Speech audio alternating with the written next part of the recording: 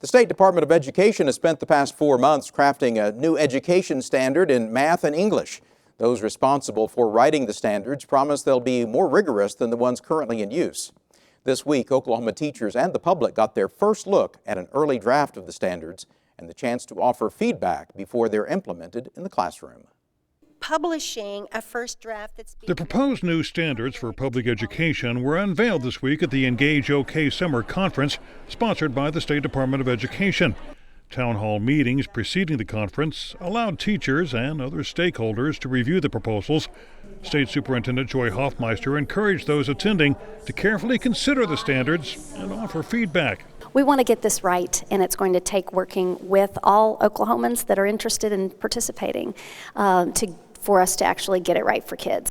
The new academic framework became necessary after Oklahoma lawmakers scrapped the Common Core education standards last year. The new standards are scheduled to be in place for the 2016-2017 school year, leaving little time for development. It's really been incredible, the progress in a short time frame that was given to us by the legislature. I'm very impressed with the tireless work of the writing co-chairs and the teams of individuals that have worked both in the math and the reading. Hoffmeister says the Standards Committee tried to improve on Common Core and the Priority Academic Student Skills, or PASS, standards currently in place.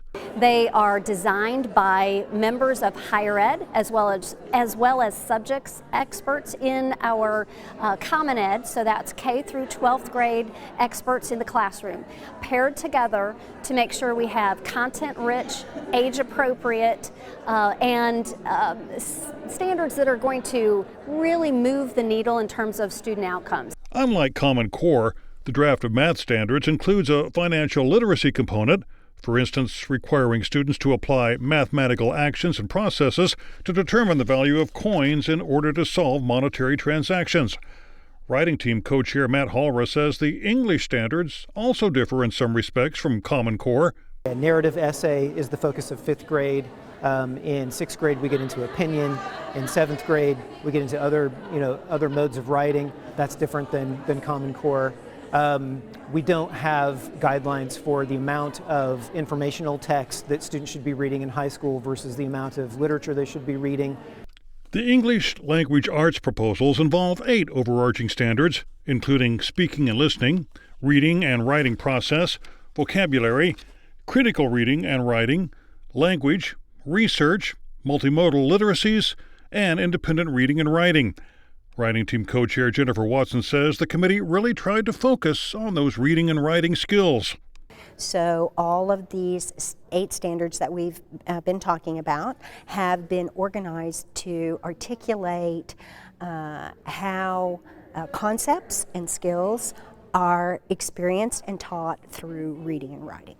The standards eventually will include examples to show teachers how they can implement them in the classroom, but will not mandate curriculum or textbooks. That will be up absolutely to the local educational agencies, but as always, I'm sure the State Department of Education will be available and helpful in wanting to create supporting materials. The standards also do not address testing. We're always thinking about how these standards will be tested. But I don't think that we're in a place yet, and it's certainly not the charge of our writing team to determine what that assessment will be, but I don't think we're in a place yet to know exactly what that testing is going to look like. A kiosk at the Engage OK conference allowed educators to give feedback about the draft proposals. Richard Baker is a counselor for Yale Public Schools. You can tell they've put some time into it. I think they've gone through the past objectives and they did the core, and I think this is going to be a step up.